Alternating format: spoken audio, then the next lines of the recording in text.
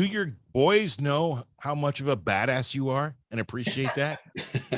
They're actually, because they're into podcasts and all the social media and everything, they think it's really pretty cool, and their friends think it's really cool that I've been doing podcast interviews and that my story's being told. And it's been in a couple of local publications here in Oklahoma and will soon be released at Sooner Magazine, which is the alumni magazine for OU. All right. At University of Oklahoma. So you're cheating on us, is what you're saying. You're actually doing more podcasts. Well, I've done a few. Only a couple have actually been released, but it's just my story's kind of starting to take on a life of its own. And good, you take advantage, because your story is something that you play the humble, modest part here, and that's fine. But I mean, come on, these are the stories that need to be heard, and there needs to be more of them. And by more of them, I mean people who have these stories need to share them, because I am sick of hearing about what Kim Kardashian had for dinner. Like, I'm this crap that no one gives a flying shit about. Pardon my French. The Kardashians. I posted something on my Facebook yesterday about how Kourtney Kardashian had to stop IVF. Yeah, because it was too much. Like, you know what? I read that article, Nick, because I'm like, you know what? I'm like, ooh, Nick, you fired up, Nick. I got to see this. And then I read it, and I went, you know what, Nick, you maybe should have pumped your brakes a little bit there on that one, because it didn't seem, I didn't hear any spoiled brat or anything when reading that article. So I knew you went. Chef. Yeah, I know. But, everyone's story is different. We'll just leave it that she's a wuss. She's not a badass like Danielle is and you are, and leave it at that. I lost a little bit of respect for Travis Barker. That's all. That dude's tough with all the tattoos he has. I mean, tattoos aren't easy, and I've got one that just slowly faded. He survived the plane crash too. And he's doing all this, and you're marrying a Kardashian. Oh, I know. Well, that's punishment in and of itself. Sure. And to any Kardashian that may end up seeing this podcast, I'm just playing, man. We'd love to have you on. Yeah, exactly. Anyway. Well, she's the best of all of them, in my opinion. But yeah. Well, Kylie is the Jenner. Oh, yeah, definitely the richest. Billionaire or something. My gosh. But so did you happen to check out one of our recent episodes? It was a few weeks ago, the Bronx Wanderers. It's a Vinny and Vin. It's a father-son duo that have one of the most successful and longest running residency shows in Las Vegas. Anyway, what happened on that show is we were expecting one of the Vins, the son, and his father ended up coming on. Nick didn't notify me of this, so all of a sudden I have two guests that I didn't prepare for. And that's fine. You know what? I've worked in radio. I do this. You really can't surprise or shock me, and I'll get through pretty much anything, no problem. But I do like to be a little bit prepared. But it turned out to be one of my favorite episodes we've ever done. And because of the father-son dynamic. Now, you just previously mentioned that your boys are super into podcasts and the technology now. So I am formally inviting you and your sons, if they're into it, to do another episode of Dadcast in the very near future. Because I would love to hear that dynamic. I'd love to talk to them and have them gush about dad, if that's okay. And you're, with the humbleness of it. I know they're underage and whatnot. Maybe just the older one. I don't know. I'm talking too much. I'm getting excited. You get what I'm throwing down here, Steve. Yeah. And, honestly, what you would get, my youngest would probably be the guy that would show up. And in fact, he wanted to be here to say hello. But we've got the flu going through the house and not good. My oldest would come in and you would hear, I don't know. He's a I don't know guy. Yeah, but you know what? He's the quiet intellectual introvert, and right. We don't expect anything more of him. Oh yeah, of course. So, but that's something that it's a series that Nick and I, after that episode aired, that we thought, wow, that was just so good. And so I want to start basically a new list, a new series of Dadcast, branching it off, and where it's just father and son, or even daughter, it's whatever. And hearing you talk about it in your story, you're a great candidate, and we'd love to do it. So that's just me throwing that out there if you're interested. Yeah, I would welcome the opportunity. And I honestly didn't share my story with them. They knew bits and pieces of it. Right. Until recently. And when it, all kind of came around to a full circle with, the history and everything. Is it difficult for you to talk about the accident? It's never been difficult for me to talk about it because I never let it define me. I just let it motivate me and use it as something, not as a crutch, which a lot of people can, this or that. I've never really, I suffer through my pain silently as much as I can, but, Right. My story is definitely, people are inspired by it. And, as you said, it's as difficult as it is for me to come out and tell it, because I'm not trying to push myself for recognition as much as I'm trying to inspire others. It deserves to be told. And especially after all these years, it still has a lot of bookshelf life. So Yeah, absolutely, man. And it's okay.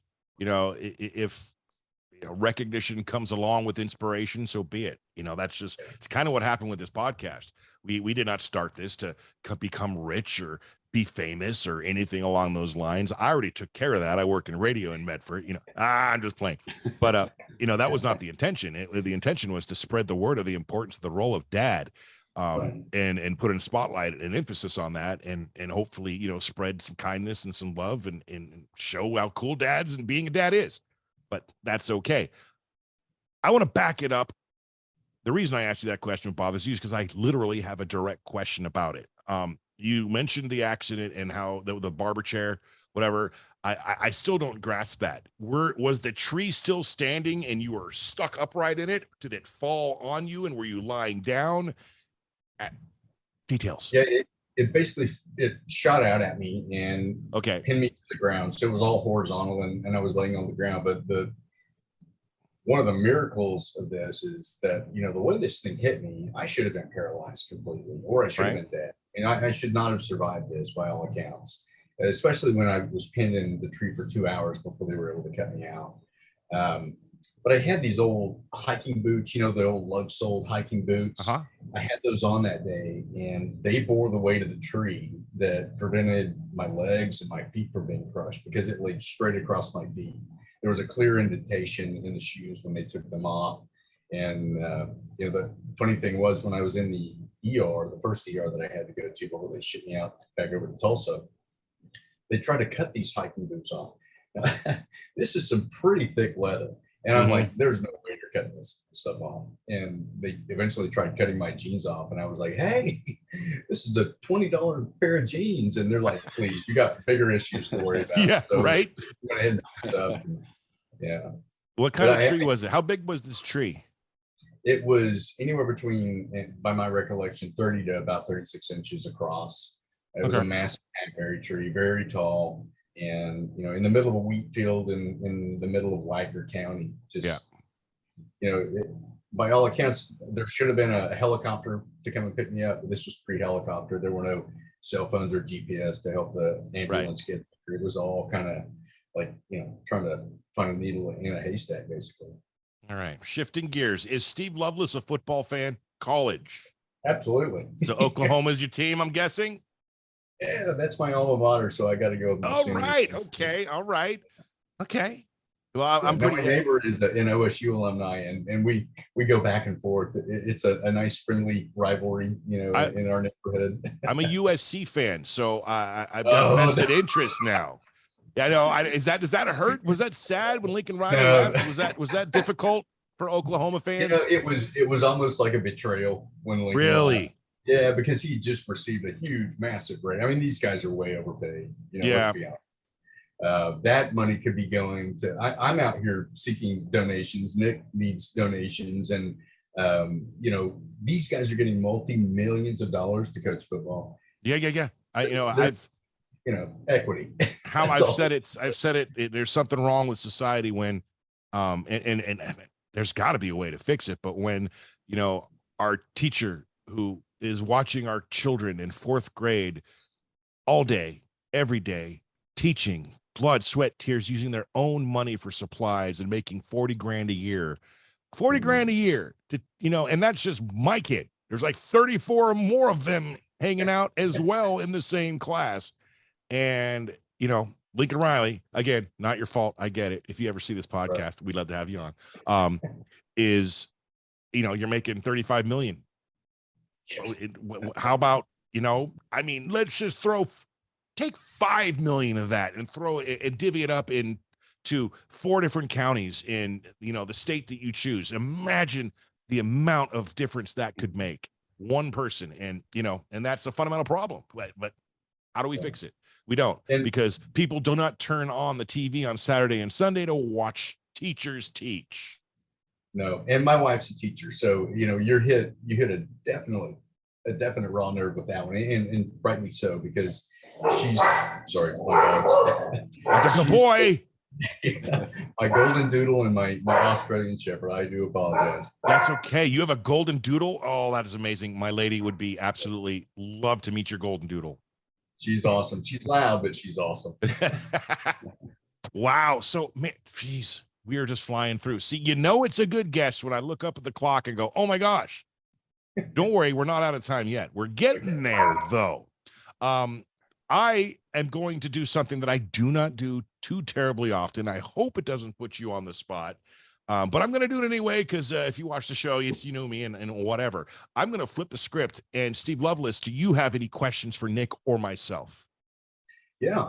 When are you guys going to start training for a triathlon? Well, okay, I can't answer for Nick. I think it's going to be a while before Nick does.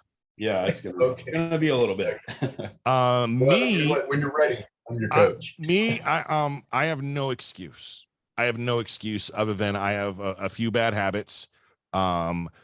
This being one of them, and that is a big bad thing to, you know, when it comes to. But I used to be so healthy and kick ass. I mean, man, gosh, in junior high and high school, I could have. Gosh, I ran the mile the fastest. I threw the shot put the farthest. I was Mr. Jockey athletic guy. So oh gosh, I'm not going to commit to anything, but I would love to start January 1st training for one. There you go. I would. I mean, good kid. It's for my kids, you know, and get a little bit thinner and stronger and obviously healthier. I read an article. I saw a commercial today. And this is completely off track, but it was Ryan Reynolds and someone else, and it was a basically a very fancy ad for the colonoscopy, right? Yep. The colonoscopy and colonoscopy, yes. And I've said, oh crap, I'm gonna be 48 this year. They said it at 45. I tried to get one when I was 40. They wouldn't let me yet because they're like, yeah, you're too healthy and too young. But it's that time, and I don't know but it got me thinking, you know. Toughest part about that is the night before. Trust me, I've been there. It's the cleaning out and not eating, right? Yes, I mean you're basically segregated to the satellite office, if you will. Right. So yeah, but once you get that done, you go in. You know, it's all you're blacked out, and you wake up and you're like, yeah, wow. They knock you out for this. Yes. Oh yeah. I've yeah, had you one. just had one, right, Nick? Not just a few years ago. I had to have one. Yeah, they knock you out. So I was scared because my doctor's like, just roll over. I'm like, what? You're not gonna knock me out? We haven't even had a first date yet. So. I'm like, I don't even know your first name. And he's like, no, I'm just kidding. Give it 15 minutes, I'll be back. I had no idea that they put you under for this procedure. Yeah, you don't want to be awake while they're poking around with a camera up there. Well, I figured I didn't know. I thought that was why everyone thought it was such a horrible thing, because you're conscious for it. Yeah, I think the biggest pain is in the pocketbook, to be honest. Well, with America's insurance programs, yeah. Or a topic we don't even need to get into. Yeah. Okay. I think we had enough talk about sticking things up butts. Nick, did you prepare a fast five by any chance? I did not. I've had a terrible headache all day, so I have honestly. Okay. We all know they're the same friggin' questions every single time. Steve Lovelace. I can ask the same friggin' questions. If you could have a billboard of anything, what would it be? If I had what now? If you could have a billboard with anything on it, what would it be? Don't say I can't, say I'll try. Ooh, that's a good one. But then Yoda pops out and say, there is no try, do or do not, you know? I'm going to do a new billboard and just says Nick and JP, we did it. But did what? I don't know. We're going to leave it to the imagination. Tune in, dadcast.co, and find out. Then I'm going to have a picture of colonoscopy on the bottom. Or we can have an upside down Nike swoosh and said, just did it, or something. Yeah, exactly. Okay. What All right. was and or is your favorite thing to make for your boys to eat? They love sushi, and we've done some homemade sushi before, but I think the funnest thing is homemade pizza. When you make the dough, you let it rise, you roll it out, everybody gets to do their own thing. And the funny thing is they all come out looking different. I mean, you got one that's got all these toppings piled 2 inches high, and then one that has barely nothing, but that's just the character of the individuals they're like, and you get to see that part of them. So I enjoy Nice. Okay. Hey, Nick, I've got a brand new question I'm about to debut. Steve right. is going to be the first person to ever get this question, and it's a doozy. All right. It's a doozy. Is it? Okay. This is a doozy. You find out you have 6 hours to live. What are you going to do with that time? I'm going to be with my family, and I'm going to go on a bike ride.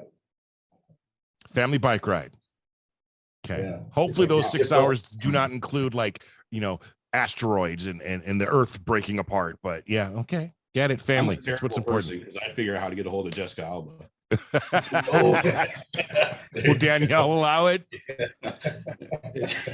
Danielle, I'm sorry about your husband. I'm going to apologize for him. It's the migraine and the fact that I just watched the Spy Kids that she was in. So Oklahoma's your college team. Steve, pro team football? It's Denver, but after Monday night, yeah, I know, right? They could do so much better. Yeah. Probably should have asked that question right off the bat, Nick. Yeah.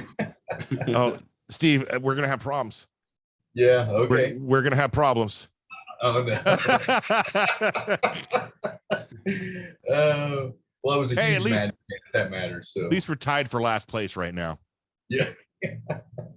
Did you watch the game last night? I watched most of it. Okay, so what in the hell, new coach, are you thinking? Why you got Russ? You paid an exponential amount of money to have him as your quarterback for situations exactly like last night, and you decide to kick a field goal that has only been made 2 times in 41 tries since 1970. These are facts. I listen to sports radio all day long, and it blows my mind. It's just, I'm glad they did choose that as a Raider fan, mind you, but I had money on Denver. I ain't gonna lie, and I was a little upset that I mean, as a Denver fan, did that baffle you? Was that like, what's going on here? Why would you go with that? Yeah, I mean, my reasoning for that, and not that there's any justification for it at all, is that Pete Carroll knew what was going to happen and knew how to cover. Yeah, fair enough, but still, this is Russ. It's yeah, I'd rather go with the odds of making 5 yards versus anything. Oh gosh, when we started, we could talk football all gosh darn day. Exactly. The most important question that we ask on Dadcast, and you have mentioned you watched the show, so you may know what's coming. If you were to impart any bit of advice to any new dad or upcoming new dad, what is that advice? It's not advice as much as it's an acknowledgement. And this came from a very close friend of mine. He said, once you have your kids, you'll never sleep the same way for the rest of your life. Meaning you'll always worry about them when they're little, whether they're going to make it through the night. You're going to have that struggle with them. When they're able to drive, you're going to worry about them being in the car, making it home safely, and you'll never be able to sleep. That's why parents are up, waiting for them to walk in. It's not that they're looking to call them out for being 5 minutes late as much as I want to know in my heart that you're here because I love you and I care about you. There you go. I love the answer to that question because it's so amazing, yeah. it ranges so differently from guest to guest to guest, but there's no wrong answer. Right. It's really amazing. He is Steve Lovelace. He has committed to coming back onto Dadcast to do a show with 1, maybe 2 sons. Nick, I impart onto you to figure that one out. I'm sure we'll do it sometime after our 100th episode, which is coming up very soon. You, sir, are number 93, which is a special number in the life of me because that is the year I graduated high school. And a great year, also the year of my favorite Mustang, but it's neither here nor there. I want to thank you so much for taking time out of your day and coming on, man. We appreciate you, and I appreciate you even more because you watched the show and still decided you wanted to come on.